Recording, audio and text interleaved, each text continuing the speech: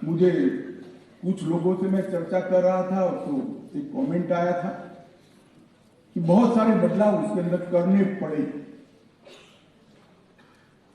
मैं बड़ी विनम्रता से कहना चाहता हूं, लेजिस्लेटर ने मेरा लेजिस्लेशन कंप्लीट है ऐसा अधिकार नहीं रखना चाहिए। जो भी त्रुटियां आती है उसको सुधारने के लिए मन खुला रखना चाहिए और तैयारी भी रखनी चाहिए। तो चाहे जीएसटी हो, चाहे इंसॉल्वेंसी एक्ट हो, इसके अंदर जो बदलाव हो रहे हैं वो इसके इंप्लीमेंटेशन के बाद जो दिक्कतें हमारे सामने आ रही है इसको ध्यान में रखकर हम कर रहे हैं। और मैं मानता हूं ये बहुत महत्वपूर्ण है किसी भी सरकार के लिए, किसी भी लॉ मेकिंग एजेंसी के लिए, किसी भी पार्लियामेंट के लिए, कि कानून कोई भी इसके अंतिम स्वरूप में नहीं होता है। समय के साथ और इंप्लीमेंटेशन के साथ जो दिक्कतें आती हैं उसको बदलना चाहिए और उसको स्वीकारना भी चाहिए, क्योंकि कानून बनाने का उद्देश्य अंततोगत्वा सुचारू व्यवस्था खड़ी करना। कानून बनाने का उद्देश्य कानून बनाने वालों की सुप्रीमेसी एस्टैब्लिश करना नहीं है। तो ये जो बदलाव हो रहे हैं मैं मानता हूं इसको और रिलेवेंट बनाए। इसी तरह से सोशल सिक्योरिटी कोड और डेटा प्रोटेक्शन बिल भी अपने अपने क्षेत्र के अंदर बहुत बड़े बदलाव लाने वाले और अंतर्राष्ट्रीय पैमानों को जोड़ने वाले नए कानून है।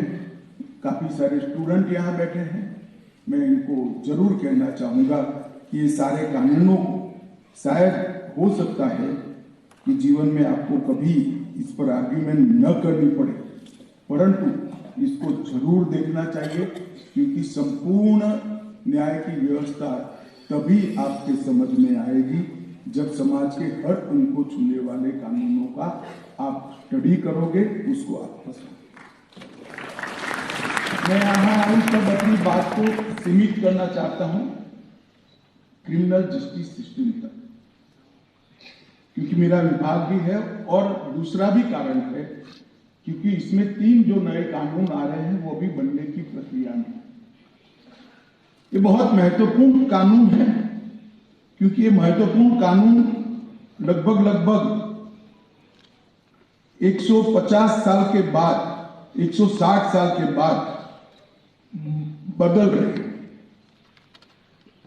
मैं बदल रहे हैं शब्द भी अपने आप में ठीक नहीं है। पूरी तरह से ये कानून नई दृष्टिकोण के साथ और नई व्यवस्थाओं के साथ हम लाने का काम कर रहे हैं। ये 3 इनिशिएटिव जो है,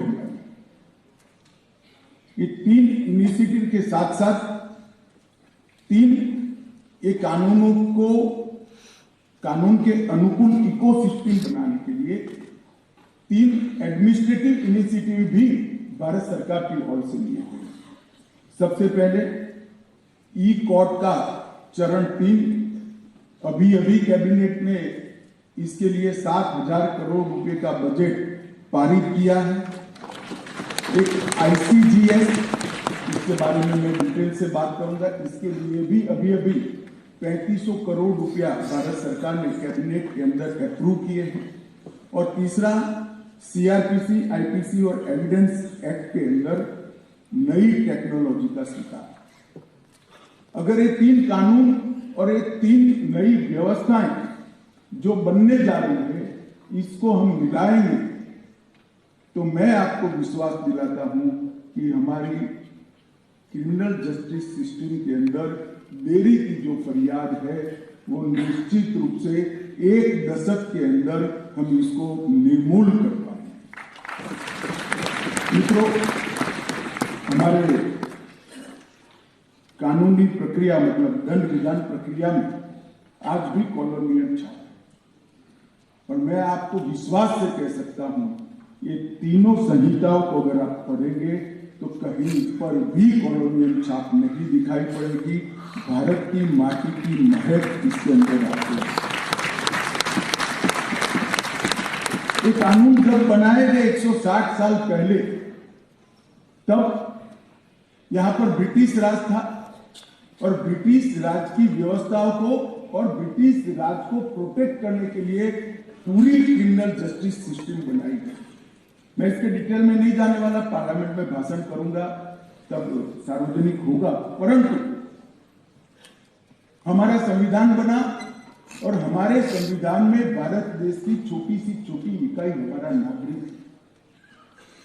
मैं आपके माध्यम से देश भर के वकील मित्रों को कहना चाहता हूं, लॉयर्स को कहना चाहता हूं कि तीनों कानूनों में इसका केंद्र बिंदु हमारे नागरिक के संविधानगत अधिकारों की रक्षा, उसके मानव अधिकारों की रक्षा और उसके स्वयं की रक्षा ही केंद्र बिंदु है और कोई केंद्र बिंदु नहीं। तो एक प्रकार से बहुत बड़ा परिवर्तन यहां पर हम करने जा रहे हैं और कई सारे युग परिवर्तनकारी बदलाव भी इसके अंदर हम करने जा रहे हैं।